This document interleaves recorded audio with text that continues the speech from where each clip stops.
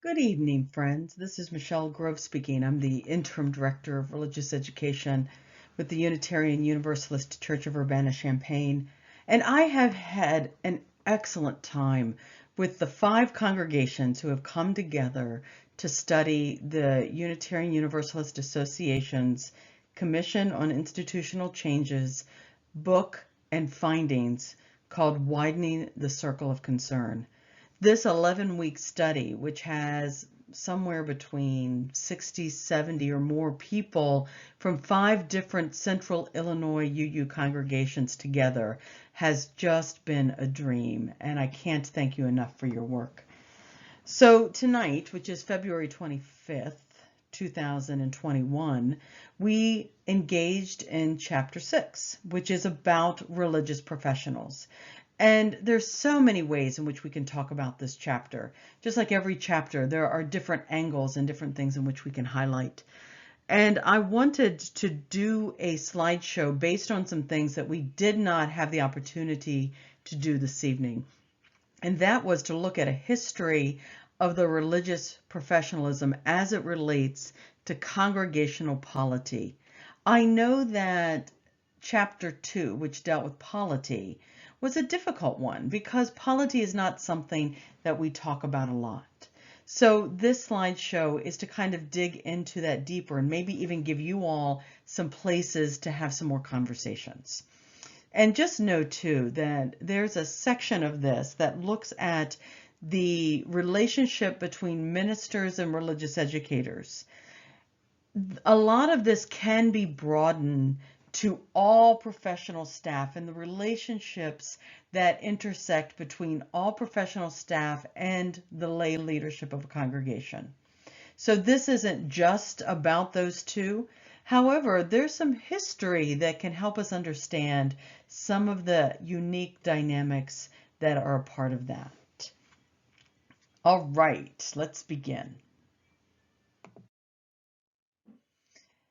So widening the circle of concern is the 11-week study that we are engaged in. The connections between our polity and our relationship with religious professionals speaks to this journey. It is important for us to kind of tease out some of the threads of this and look at them more closely.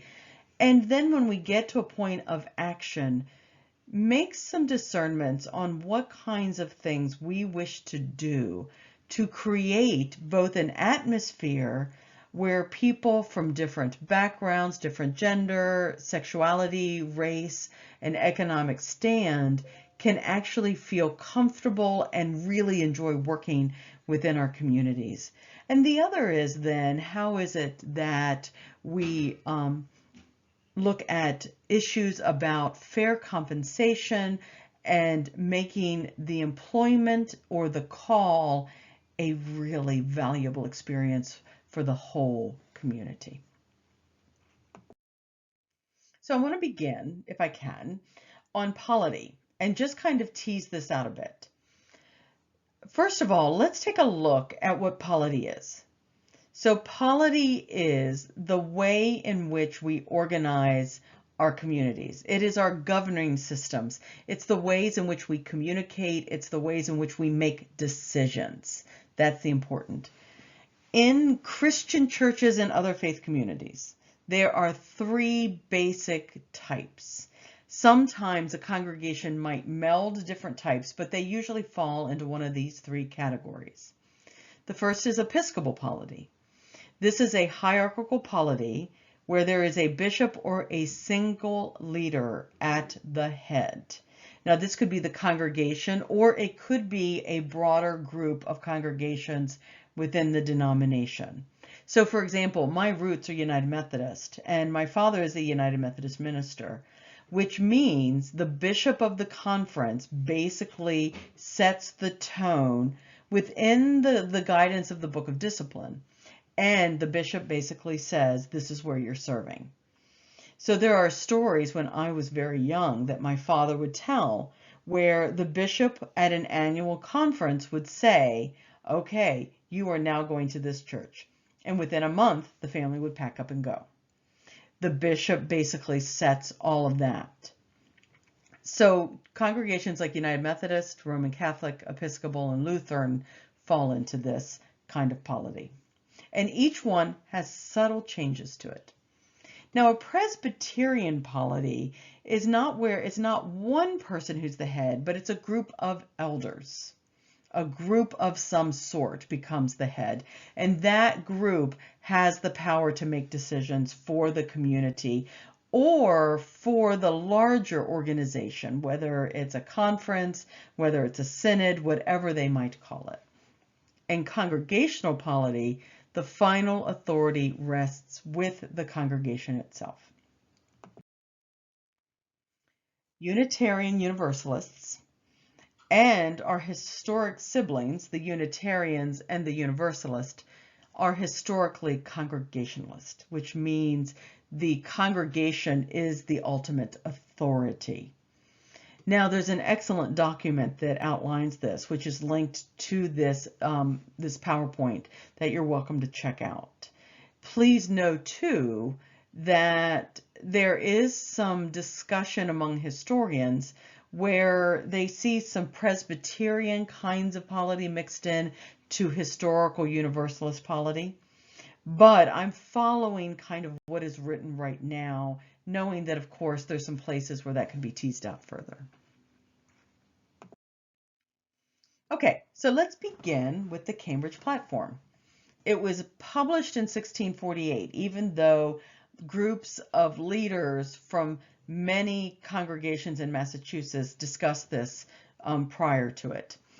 The Cambridge Platform outlines how Congregationalist congregations interact with each other, how they make decisions, how they govern themselves, how they rule themselves, who's in charge, who's the professional staff and what do they do, who makes the decisions, etc., etc., etc.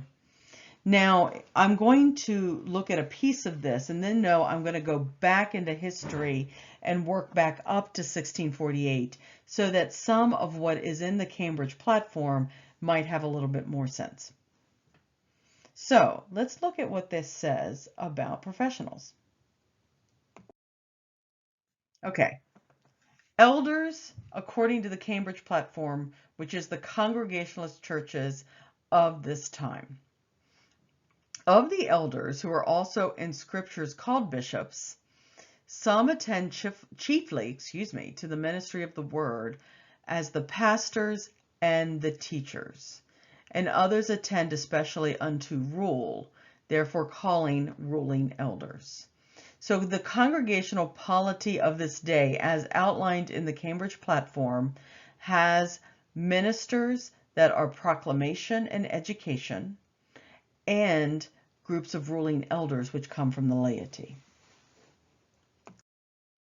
Now, the Cambridge Platform goes on to specifically outline two professional roles, and this is important. There is the officer of the pastor and the officer of the teacher, and they are very distinct roles. We'll dissect this in just a minute. And it is important, I put this in so that if you would like to read a little bit more in detail, you can. But it is important to see where through this section 6, with some very subsections under it, the Cambridge Platform pays particular attention to who's in charge. There are ruling elders and professional staff. And among the professional staff, there are ministers of proclamation, pastors, and ministers of education, teachers. That's important. Now, the Cambridge Platform does not dissect out exactly what each of these does, but don't worry, we'll get into that in a minute. Okay, this is where this is important, and this is where I'm going to go back a bit. Okay, so you just saw a snapshot of history from 1648 and a couple of years prior as the people of the Cambridge Platform kind of discussed and put that together. Let's go back a little bit more than a century to 1517. Martin Luther and a whole group of courageous leaders decided they wanted to challenge the Roman Catholic Church the way they organized, because it not only was about a hierarchical structure, it was about the way people were able to access God. And so through this time, Roman Catholic Church believed that the only way a person could talk to God was through the church or through a priest or through a bishop, through an ordained leader, and that God would then speak to the people through those same channels. So no one was going directly to God themselves. Nobody was going to the Word themselves. Martin Luther and his colleagues said that's not right. Every person should have access to God. And that's what it was about. Now, when Martin Luther and his colleagues went and confronted with the 95 Theses, they did not believe that they were starting an entirely new denomination. They thought that change could happen within the Roman Catholic Church. But the backlash was strong. And soon they discovered that the only way to get what they want would be to actually create a new denomination around these new government and theological ideals. Okay, now this is where it gets interesting. Okay, so not too many years prior to this Protestant Reformation, the printing press was invented. Now, to be fair, it had actually been invented several hundred years ago by the Chinese. But the printing press gets a great deal of press, listen to me, gets a great deal of attention here because it was invented in this new form and it brought a whole new way of printing word. And that was important because then when the Protestant Reformation hit, everybody who was a leader had a way of communicating their cause. The tracts that were out there explaining the argument that Martin Luther and his colleagues was making were all over the place. And this is the most important part. They could print more Bibles and do so more quickly. You see, the people said, okay, if I can go straight to God on my own, if I do not need an advocate or a conduit of some kind like a priest or the church, then I need to also better understand what the Bible says. And literacy rates went through the roof because people wanted to learn how to read. Education became important. And so people were starting to learn to read. They were reading the Bible for themselves. They were starting to have discussions and starting to do self-reflection around what that word was and having their own relationships with God. That is a neat thing. But do you see how education, all of a sudden, there was a reason to put it on a pedestal? Now, the energy from that was still going on when the Cambridge platform was being designed. And when people from Europe started to travel across the giant pond to the area that would be later known as the United States, to the colonies, they came for religious freedom. Not everybody, but that was one of the reasons people came. And when they got here, they decided to develop congregations in the format that fit their ideals. And part of those ideals was that the congregations had a minister of proclamation and a minister of education. And then when the Cambridge platform was written, it was written into it. Pretty cool, huh? Okay, now, there was a historian by the name of Virgil Phelps who back in the early 1900s went to these congregations and went through all their old records. He must have gone through at least 25 or more congregational records because the Cambridge platform doesn't give us a good idea of the distinctions between the minister of religious or the minister of education and the minister of proclamation. But what it does do is kind of name it. It encapsulates it in history. And so Phelps went back and looked at the records and came up with a job description for both. And this is what Phelps discovered. A minister of education was the one who studied and taught the Bible and other supporting work in worship and throughout church life. The minister of proclamation applied and taught the truths to daily life of individuals and congregations. The minister of education, normally very well prepared, did a lot of scholarly study, whereas the minister of proclamation was extemporaneous and ready to speak to the needs of the community at that moment. The minister of education provided sacraments. Oh, and so did the minister of proclamation. Look at that. The minister of education interpreted the New Testaments in time of conflict. What do the scriptures say to help guide us in weeding out this conflict and figuring out how to go forward?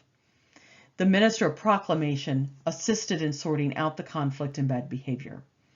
And the minister of education was exempt from all administrative work because they needed time to study, which meant the minister of proclamation conducted the administration with the assistance of the elders.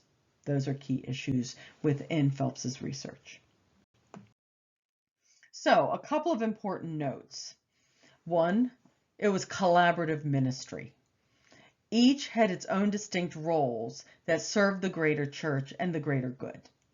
And second of all, one wasn't seen as more prominent than the other.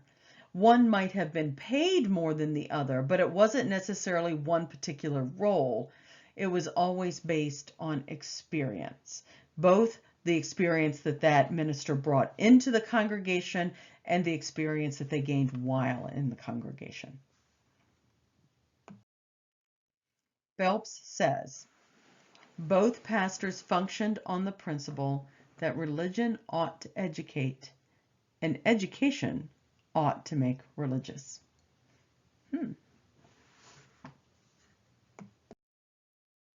Now, one of the things Phelps also did was marked the rise and fall of the dual minister, shared ministry.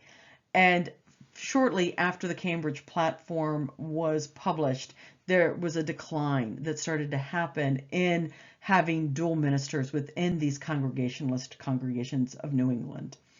And by 1723, the dual ministry was gone and only one minister remained, and that was a minister of proclamation. So that adds to some of the historical tension that has been present between ordination and lay professionals. Please know that when I use the term lay professional, lay comes from the word laity, and the laity are the members of the congregation. So you have the ordained clergy and you have the laity. So a lay professional is not ordained, but serves in a professional role. Okay, so a couple of other quick historical points that help us to understand professional relationships of today. First of all, the birth of the Sunday school movement. Before universal education was a thing in the United States, both in Europe and in the United States, congregations began Sunday schools as a way of providing education, math, reading, civics, things of the sort, to children, youth, and adults who wished to have it. Now, it ended up actually deferring but to children and youth only, not because early leaders like Robert Raikes didn't offer it to adults. They did. Robert Raikes was clear to go into communities and invite adults to be a part of these education programs. But the adults were clear that they were too old and tired from work, and that they hoped that the Sunday schools would teach their children and give them a better opportunity. So that's one way in which the Sunday school movement started to gear towards children and youth. Then also, when education became universal, the need for teachers was so great that women were allowed into the profession. There weren't enough men to do it, and men used the profession of teaching as a stepping stone to things like being a lawyer, being a minister, and other kinds of roles. So women came into this. And yet it's also important to know that because women were not seen as equal to men in this society, education was also seen as second class because the women were seen as second class. And so once again now, as you can see within our own congregations, we have an identity issue between the worshiping community and the education community. And the education community often has less value. Also, and this adds to this, in our society, children and youth are often viewed and treated as second-class citizens. I will point you to an excellent blog that comes out of England called Racus or Rakius. I think I said that right. Rakius sounds better. The woman who writes this did an amazing article on the dehumanization of children. And she says, children don't need to earn their humanity. Children are not humans in training. They are humans right now. You can read the rest of the quote, and you have the link if you would like to go see her full blog. The point here is that there are tensions between ordination and lay professionals within our denomination. And one of the reasons that evolved is historic, particularly for clergy and for religious educators, because of these 3 points that I just brought up. The birth of the Sunday school was geared to children and youth. Children are not always seen as full human. They are seen as humans in training. Therefore, they don't have the full value of being an adult yet. And women became primary educators, and women, since they didn't have the same status, they brought with them that sense that education doesn't have as much value. So this is an important thing, and it's something for us to look at, not just as the role of religious educators and ministers, but the role of all religious professionals.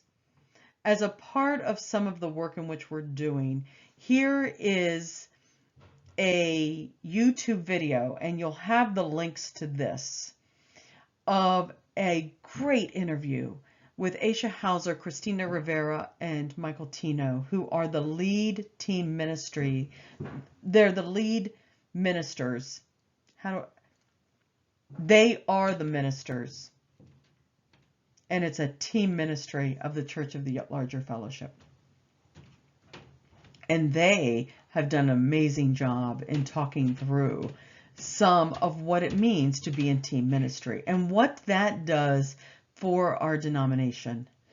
This PowerPoint was created to help you see some of the historical pieces.